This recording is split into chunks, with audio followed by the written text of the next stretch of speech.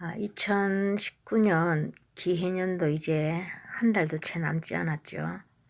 자, 이때 되면 사람들이 신년 운세를 보러 역술인들이라든가 무술인, 점쟁이들한테 찾아가는 일이 있는데요. 그분들의 특성이 일단은 겁부터 주죠. 겁부터 주고 내년은 뭐 이렇게 안 좋은 것부터 이야기를 해서 꼭 뭐 부적이라든가 이런 상술로 많이 이용을 하고 있는데, 거기에 대해서 조금 예방을 하고자 제가 나름대로 그냥 간단하게 본인의 사주 볼 수 있는 방법을 오늘은 한번 찍어 보겠습니다. 자, 신년 운세 보는 법이라고 제목을 정해 봤어요. 먼저 만세력, 원강 만세력입니다. 원조할 때 원, 빛광자, 원광 만세력이라고 무료 앱인데, 먼저 그걸 다운 받으셔가지고 본인의 생년월일 그런 것들을 간단하게 기재하면 이런 명조가 뜰 거예요. 자, 그러면 이렇게 명조가 떴을 때 하나하나 한번 살펴볼게요. 지금 맨 오른쪽에 신사라고 되어 있는 이 부분이 태어난 연도를 뜻하고요. 그 다음 두 번째 갑오라고 되어 있는 것이 태어난 월, 그 다음 임자라고 되어 있는 것이 태어난 일, 그 다음 맨 마지막 4번이 태어난 시간을 뜻합니다. 자, 이래서 이 신사, 갑오, 임자, 병오 이런 식으로 기둥을, 네 기둥을 사주라 하고요. 윗부분을 천간이라고 합니다. 천간의 네 글자, 지지의 네 글자 합해서 팔자라고 합니다. 이렇게 해서 우리가 사주 팔자라 그러죠. 자, 다시 더 자세히 보면 위에 오는 이 글자들이 천간이라고 하고요. 그 아래 오는 것이 지지라고 합니다. 그 다음, 자, 요 기둥은 10년마다 바뀌는 기둥이에요. 각자의 본인의 그 사주팔자에 의해서 숫자는 바뀌게 되어 있는데, 우는 10년을 봅니다. 이것은 10년마다 바뀌는 거고요. 그 밑에 거 요것은 1년. 그러니까 여기 보시면 빨갛게 색칠해 있는 부분이 기해라고 되어 있죠. 올해가 기해고 그 바로 옆에 있는 것이 경자년, 내년이 경자년입니다. 그 다음 요것은 한 달 주기. 그래서 여기에 들어있는, 자기 본인에 들어있는 각각의 한자를 잘 모르시면 색깔을 보시면 돼. 일단 나한테 어떤 색깔이 많이 있나 이런 거. 자, 그리고 또 여기는 각자 그 자리라는 뜻이 있어요. 첫 번째 자리는 조상님 자리고요. 두 번째는 부모님 자리. 세 번째 줄의 위에는 특별히 위아래로 천간과 지지를 분리를 합니다. 윗부분 천간 자리를 본인이 되고요. 그 바로 밑에 자리를 배우자 자리라고 보고요. 마지막 시주 자리를 자식 자리라고 합니다.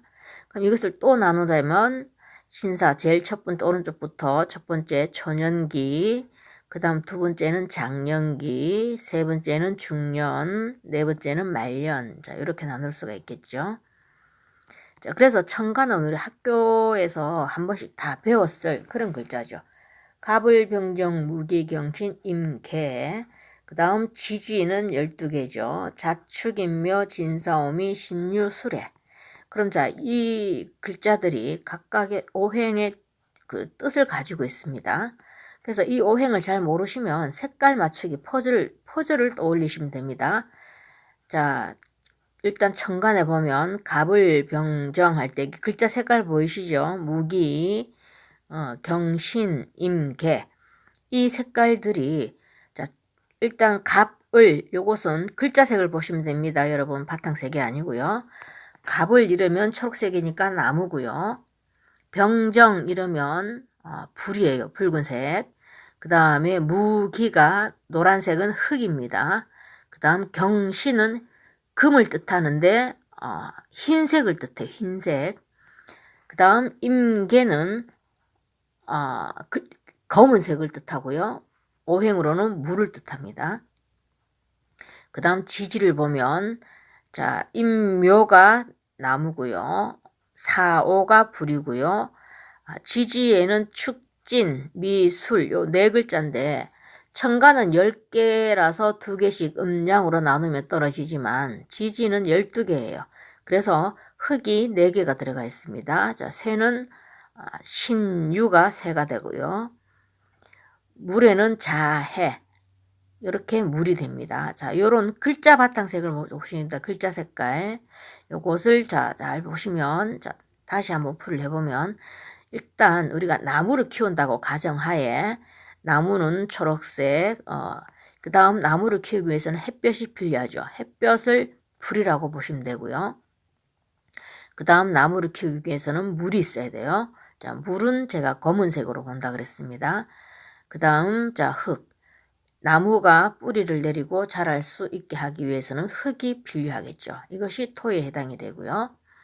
그 다음 자, 위와 같은 이런 조건들이 다 주어졌을 때 이 금은 열매를 뜻하는 겁니다. 열매를 맺어진 거. 그래서 이 사주팔자 구성에 굉장히 복잡해요. 이거를 그래서 제가 지금 여기서 설명드린 건 아주 간단한 거. 자, 서로 상생하고 서로 극을 한다는 건 서로 맞지 않는다. 서로 이렇게 피해를 입힌다. 이런 뜻으로 해석하시면 되겠는데 여기도 보시면 자, 색깔이 있죠. 요런 색깔들. 자, 왼쪽에 보면 자, 화살표. 자, 나무가 불에 땔감이 되니까 요렇게 화살표가 들어가 있고요. 또 불은 다 타고 재가 되면 흙으로 영양분이 공급을 하겠죠. 그래서 흙으로 자 이렇게 시계 방향으로 돌아갑니다. 그래서 흙은 자 단단한 물질. 그래서 거기에서는 금 열매를 뜻하고요. 그리고 그 금에서는 단단한 물질 속에서 고여 있는 물이라고 보시면 되는데 이것은 그러니까 고로쇠 나무의 물 그걸 생각하시면 겨울 동안 나무에서 물을 이렇게 수분을 머금고 있다가 봄이 되면 그 물을 밖으로 이렇게 배출하면 그걸 사람들이 받아내죠. 그 물통을 가지고 그 물이 건강에 좋다고 그 물이 바로 고로쇠라는 겁니다. 그 원리를 이해하시면 되겠어요. 그럼 오른쪽에는 서로 극을 하는 거예요. 자, 불 봤을 때 불을 극하는 건 뭘까요? 물이겠죠. 물로 불을 끄니까 그 다음 금을 극하는 거 불로 금을 녹이죠. 그 다음 나무가 극을 하는 것. 나무가 자기가 뿌리를 내리기 위해서는 흙을 파헤치고 자기가 성장을 하기 때문에 흙을 해친다. 이런 뜻으로 보시면 되고요. 이해가 잘 안 가시면 자연 사물을 그대로 대입을 해서 생각을 해보시면 됩니다. 자, 이런 것이 사주팔자라는 건데요. 자, 다시 제가 여기다가 아까하고 똑같이 연월 일시를 넣었죠.